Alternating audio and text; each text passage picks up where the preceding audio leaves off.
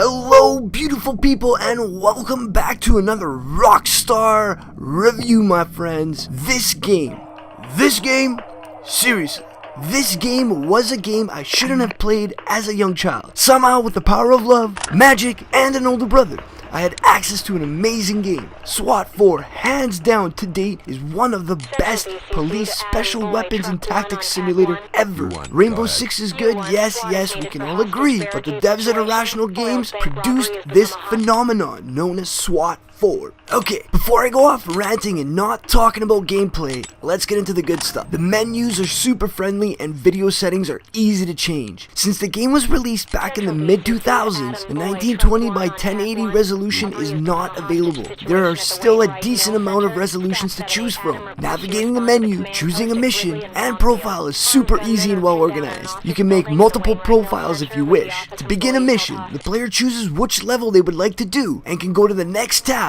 to see what the mission is about. Players can choose to listen to the briefing or the 911 calls to get the details of the mission. This is an awesome and welcome feature that adds another cherry on top to a well-built game. On the next tab, players can get info about the layout of the building and choose where to enter. The next two tabs provide any information on the suspects or civilians involved. And the final tab, my favorite tab, may I mention, deals with equipment. You can choose what equipment you like. There are a few primary weapons to choose from, such as automatics, shotguns, or a pepper ball launcher. Secondary weapons can be a pistol or a taser. You can choose the type of bullet, lethal or non-lethal, depending on the situation you are in. Tactical weapons deal with flashbangs, CS gas, and other tactical grenades that are meant to stun enemies. There are other tools such as the Opti-Wand that can help you see around corners. There's also a breaching tab, which will allow you to choose C4 or a breaching shotgun. Personal note, the breaching shotgun is the way to go. Okay, the first part of the good stuff is out of the way. Time to go to the second part of the good stuff, which is the gameplay. The user interface and menus throughout the game are wonderfully done. Unlike SWAT 3, SWAT 4 allows the player to assign any command by holding down the right mouse button.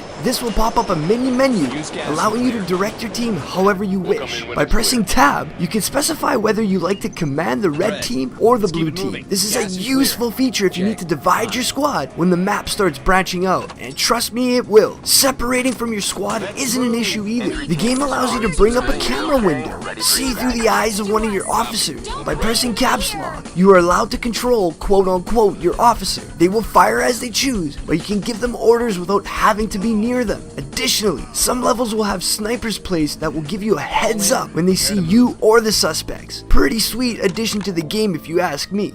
Let's move on to the specifics of the gameplay. Every basic feature you can imagine is at your fingertips. You can turn on your light, lean around corners, use your teammates to look around corners if you like. Red. Ask them to cover. Ask them to move. Blue ask team. them to breach. Behind me. Ask them to deploy a tactical grenade and move in and clear. You will Element. only be given a Regroup certain and amount of follow me. ammo, 3 clips usually, so use your shots wisely. It is possible to go full Rambo in this game and run through the level, but it's extremely difficult to do so without dying. You will need your teammates to support you or watch any angles that you are not able to cover. Suspects will be moving around freely, and if they hear noise, you can definitely count on them coming to find you. Civilians and suspects will respond to you when you hit the F button and begin yelling, "Get down on the ground!" Sometimes civilians or suspects will not be compliant with you yelling at them to get down on the ground. When something like this happens, you can take out a non-lethal weapon, such as a taser, and use it on them. If you're feeling bossy or, well,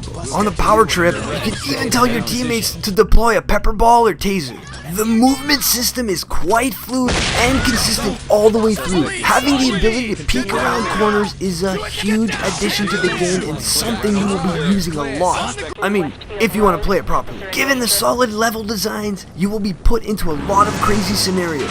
Some scenarios will have you raiding a home, responding to a nightclub attack, or even stopping a heist at a local library. Every corner is potential danger and it doesn't take much damage to take someone down. Whatever happens in the game, you must report it as the squad leader, meaning that if you put someone in handcuffs, take down a suspect, or if another officer is down, you must point to them and press F to properly report it to TOC or TOC. Forgetting to report a civilian down will cause performance points deductions when the mission is incomplete. You will lose points for using lethal force, when unnecessary of course, and other unpoliceman-like conduct. Although, feel free to throw flashbangs at suspects or civilians that are already in cuffs without repercussion. friend. Yay! Shouldn't do that though. Overall, the game is fantastic in its delivery. It is immersive at every step and engaging around every corner. Whether you're an action FPS player, a strategist, or a police simulator fanatic, this game is for you. The only thing that sucks is that this game used to use GameSpy to go online. That feature no longer exists, so you'll have to look on the internet for ways to get your friends together for this one. Other than that, there's something that is a bit dated, the graphics are still awesome, and the gameplay is still relevant. Not only that, the price is